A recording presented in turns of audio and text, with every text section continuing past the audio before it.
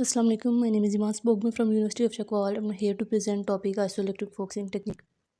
सबसे पहले हम इसकी डेफिनेशन देखते हैं। IEF is a high resolution technique that can resolve protein differing in PI by less than 0.05 pH unit. इस टेक्निक के अंदर हम प्रोटीन्स को उसके सेगमेंट्स के अंदर सेपरेट करते हैं basis on their PI unit. PI is mainly that pH on which the proteins makes its net charge equal to 0. आगे अगर हम इसका प्रिंसिपल देखें तो इलेक्ट्रिक फोकसिंग टेक्निक के अंदर प्रोटीन्स को जब इंट्रोड्यूस कराया जाता है तो वो पीएच ग्रेडियंट और इलेक्ट्रिक फील्ड के अंदर तब तक मूव करती रहती हैं जब तक कि वो अपना नेट चार्ज ज़ीरो नहीं कर लेती। आगे इसकी प्रोसेस को अगर हम देखें तो इसका प्रोसेस बहुत सिंपल सा है।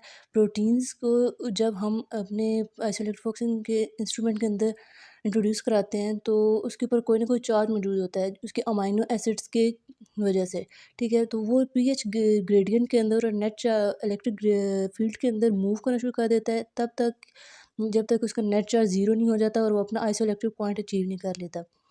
जो पीएच ग्रेडियंट का बेसिक रीजन होता है वहाँ पे उसके एसिडिक साइड अमाइनो एसिड्स की नेगेटिव चार्ज शो करती है और एसिडिक रीजन के अंदर बेसिक साइड अमाइनो एसिड्स की पॉजिटिव चार्ज शो करना शुरू कर देती है। इसी वजह से ये मूव करते रहते हैं यहाँ तक कि वो अपना आइसोइलेक्ट्रिक पॉइंट अचीव कर लें। इस पिक में अगर आप देखें तो ये इस स्ट्रिप के ऊपर आईजीपी स्ट्रिप के ऊपर जब हम प्रोटीन्स को इंट्रोड्यूस कराते हैं तो ये टर्मिनल से मूव करना शुरू कर देती हैं पीएच ग्रेडियंट के अंदर, ठीक है। ये तब तक मूव करती रहती हैं जब तक कि वो अपना आइसोइलेक्ट्रिक पॉइंट नहीं अटेन कर लेती। आइसोइलेक्ट्रिक पॉइंट मतलब कि वो पीएच जहाँ पे इनका नेट चार्ज ज़ीरो हो चुका है।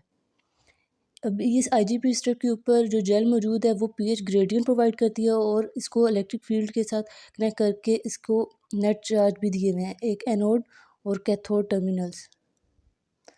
आगे अगर हम इस दूसरी पिक के ज़रिए अगर हम देखें तो इसके अंदर जब हम टेस्ट ट्यूब के अंदर जेल मौजूद है जो कि पीएच ग्रेडियंट प्रोवाइड कर रही है, इसके अंदर जब हम सैंपल अपना इंट्रोड्यूस कराते हैं तो वो सैंपल मूव करना शुरू कर देता है अक्रॉस द पीएच ग्रेडियंट, ठीक है। तो और ये तब तक मूव करता रहता है जब तक कि ये अपना स्टेबल आइसोलेक्टिव पॉइंट नहीं अचीव कर लेता। अब ये डिफरेंट बैंड्स बन गए हैं, मतलब प्रोटीन के डिफरेंट सेगमेंट्स ने अपना अपना आइसोलेक्टिव पॉइंट अचीव कर लिया है और वहाँ जाके वो स्टेबल हो गए हैं।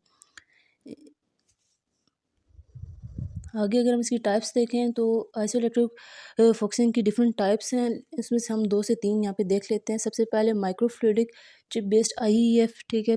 ये बहुत ही रैपिड प्रोटीन एनालिसिस का प्रोसीजर है, इसको हैंडल करना बहुत ईजी है। इसके अंदर जो सैम्पल साइजेस यूज़ किए जाते हैं ये बहुत स्मॉल होते हैं और इसके अंदर जो फैब्रिकेशन इस्तेमाल होती है वो भी बहुत चीप होती है, मतलब ये ईजी टू यूज़ है।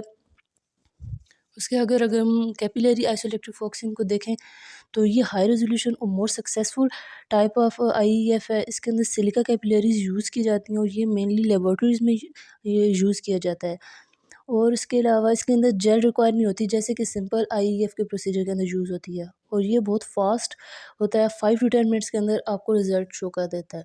आगे पॉलीएक्रिलामाइड जेल की अगर हम बात करें तो इसके अंदर स्पेशल टाइप की जेल यूज़ की जाती है, ठीक है, जो हमें 2 डायमेंशनल रेजोल्यूशन प्रोवाइड करती है। 2 डायमेंशनल रेजोल्यूशन मतलब फर्स्टली इसके अंदर इसको रॉड जेल्स के अंदर इंट्रोड्यूस करा के इसको सेगमेंट सेपरेट किए जाते हैं प्रोटीन मिक्सचर के। उसके बाद इसको एसडीएस पेज के ऊपर दोबारा इंट्रोड्यूस कराया जाता है ताकि उसके मज़ीद साइजेस और उसकी कम्प्लेक्सिटी को आइडेंटिफाई किया जा सके। इसकी खासियत ये है कि at a time 1000 individual proteins को रिजॉल्व कर सकता है।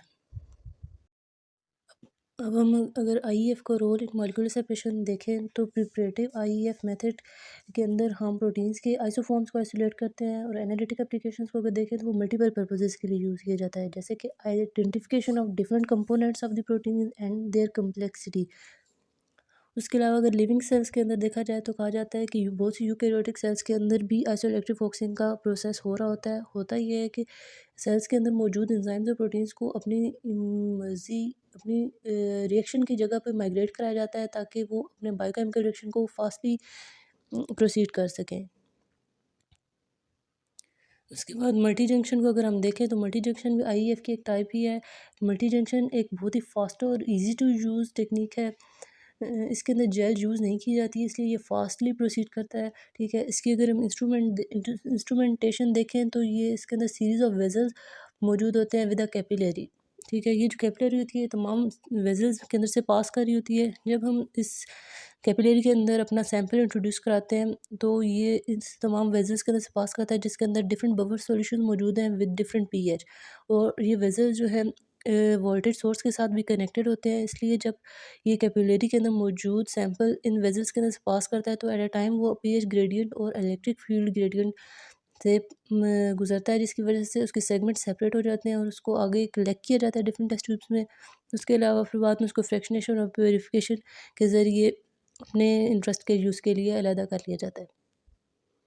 एट दी एंड इसके हम एडवांटेजेस देखें तो इसकी रेजोल्यूशन बहुत हाई है, ठीक है, ये ईजियर टू यूज़ है क्योंकि इसकी सैम्पल एप्लीकेशन ऐसा बहुत टफ नहीं है। उसके अलावा ये 2 डायमेंशनल रेजोल्यूशन प्रोवाइड करता है।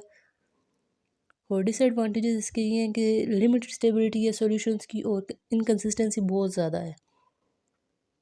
Thank you so much.